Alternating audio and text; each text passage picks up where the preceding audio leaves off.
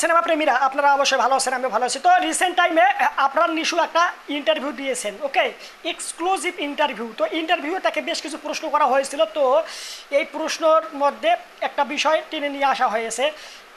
গত ঈদে, গত বছরে, আই মিন 2023-তে সম্ভবত, ওই সময়ে আপনার নিশু সিনেমা রিলিজ করা হয়েছিল সুরঙ্গ নামে। এর বিপরীতে আমাদের ঢালুট king, megastar, superstar, number one Shakib খানের সিনেমা রিলিজ করা হয়েছিল প্রিয়তমা নামে। তো এই দুইটা সিনেমা যখন ক্লাশ করে, তো এখানে মনে করেন যে বেশ কিছু ব্যক্তিগণ, ফ্যান্স ফলোয়ার যারা রয়েছে, সাধারণ অডিয়েন্স, সাধারণ পাবলিক, সাধারণ অডিয়েন্স যে রয়েছে, জনতা, তারা আর কি দুই দলে ভাগ হয়ে যায়। এক দল সুরঙ্গর সাথে, আর এক দল প্রিয়তমার সাথে। একদল বলে সুরঙ্গ ভালো, আর একদল বলে প্রিয়তমা ভালো।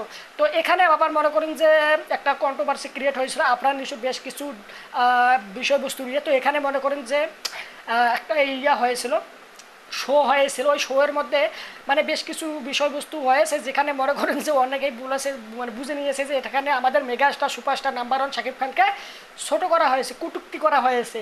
তো এই বিষয়টা ঘটেছিল। তো এই প্রসঙ্গে তাকে প্রশ্ন করা হলে সে ইনডাইরেক্ট মানে ডাইরেক্টলি বলে যে এখানে ভুল বোঝাবুঝি হয়েছে। তার মনে করেন যে কোনো ব্যক্তিকে ছোট করে বলা বা কটূক্তি করে বলা, এরকমটা তার কোনো রকম চিন্তা ভাবনা ছিল না।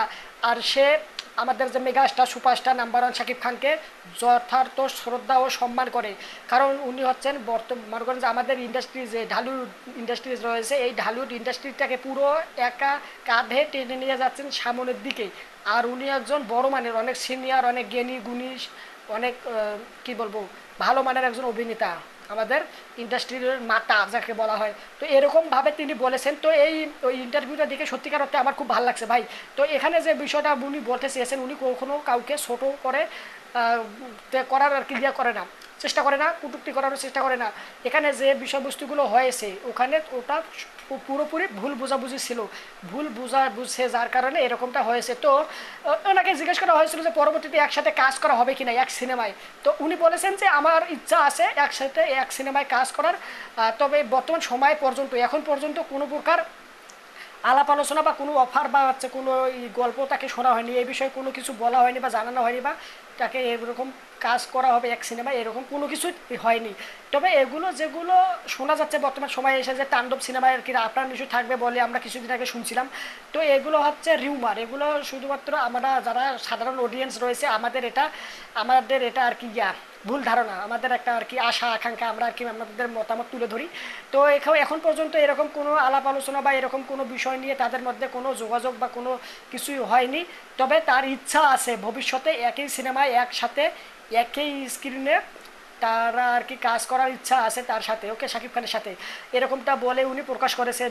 তো এখানে ভাই দেখেন, এখানে আর কি মনে করেন যদিও আমরা বর্তমান সময়ে এসে শুধু সুরঙ্গ আর প্রিয়তমা না, ওখানে মনে করেন যে দুই দলে দল ভাগ হয়ে গেছিল, এটা তো ভাই বলার বোঝানোর মতো না।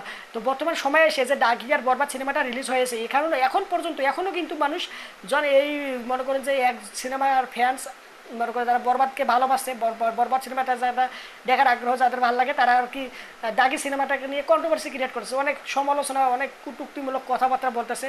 আবার অনেক দাগি ফ্যান্স, দাগি ভক্তরা, দাগি সিনেমা যাদের ভালো লাগে, তারা আর কি মনে করেন যে বরবাদ সিনেমাটাকে কটূক্তি, বরবাদ সিনেমাটাকে নিয়ে মনটা বলতেছে। ভাই একটা সাধারণ একজন অডিয়েন্স হিসেবে কোনো সময় কোনো সিনেমাকে বড় করে দেখা, আবার কোনো সিনেমাকে ছোট করে দেখার কোনো প্রকার রাখে না। যারা আর কি ভালো মানের অডিয়েন্স, যারা আর কি ভালো বুঝে বিষয়টা, সিনেমা লাভার, যারা আর কি প্রকৃত মূল্যে সিনেমা লাভার, তারা কখনো এরকম বিষয়বস্তু, এরকম কর্মকাণ্ড ঘটাবে না। যেমন আমার কথাই বলি ভাই, আমি মনে করেন যে সিনেমা বরবাদও দেখছি, জঙ্গলিটা আমি মনে করেন যে দেখার জন্য আগ্রহ হয়ে বসে আছি। কিন্তু বাস্তব কথা ভাই, নারায়ণগঞ্জে আমি রয়েছি, নারায়ণগঞ্জে কোনো সিনেমা হল নাই যে হলে দাগি সিনেমাটা রিলিজ করা হয়েছে। নারায়ণগঞ্জে যে দুই একটা হল রয়েছে, হ্যাঁ, সেগুলো সিনেমায় বরবাদ সিনেমাটা চালানো হচ্ছে।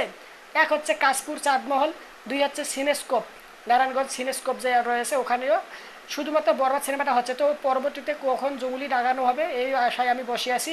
এবং আপনারা অনেকে ভাবতে পারেন যে ভাই তুমি সিনেপ্লেক্সে যাও, ব্লকবাস্টারে যাও, যাই দেখো, ওকে ভাই, লায়নে গেছিলাম, মধুমিতায় গেছিলাম, এর পাশাপাশি আরও অন্যান্য সিনেমা হলে গেছিলাম। ভাই কোনো সিনেমায় টিকিট নাই রে ভাই, যেগুলো সিনেমায় ডাকি চলতেছে বিশেষ করে মাল্টিপ্লেক্সগুলোতে, ভাই ওগুলোতে আমি আজ কয়েকদিন ধরে বসে আছি, কোনোভাবে টিকিট পাচ্ছি না, টিকিট দেখার জন্য যে টিকিটটা কাটবো টিকিট পাচ্ছি না, এমন একটা অবস্থা, এমন একটা সিচুয়েশন তৈরি হয়েছে এই সিনেমা মিলিয়ে ভাই। পুরো হাউসফুল, পুরো হাউসফুল, পুরো উড়ে হাউসফুল, বারে বারে কি বলবো। তো এই হচ্ছে ওভারঅল যে আপনার নিশু যে তার মতামত তুলে ধরলো, তার যে ব্যক্তিগত মতামত, তার যে কথাবার্তা, তার যে মতামত, এখানে আপনারা তো অবশ্যই হয়তো বা দেখেছেন বা দেখে না থাকলে আমার মাধ্যমে শুনতে পারলেন। তো এই বিষয়টা নিয়ে আপনার কি মতামত, যে উনি যে এই যে ভবিষ্যতে উনি যে শাকিব খান আমাদের মেগাস্টার সুপারস্টার ডালিউড কিংকে কোনো প্রকার সম্মানজনক কথা বা হচ্ছে কটূক্তিমূলক কথা বা অশ্রদ্ধা যে রয়েছে, হ্যাঁ এমনটা বলেছিল বা এমনটা বলবে ভবিষ্যতে, এমনটা কি আপনার মনে হয়?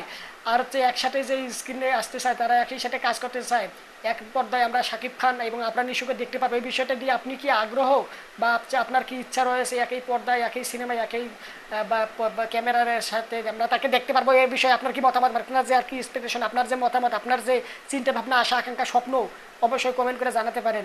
হ্যাঁ, আর হচ্ছে ভিডিওটা লাইক দেন, চ্যানেলটা সাবস্ক্রাইব করা না থাকলে সাবস্ক্রাইব করুন। সম্পূর্ণ ভিডিও দেখার জন্য আপনাকে জানাচ্ছি অসংখ্য ধন্যবাদ। বাই।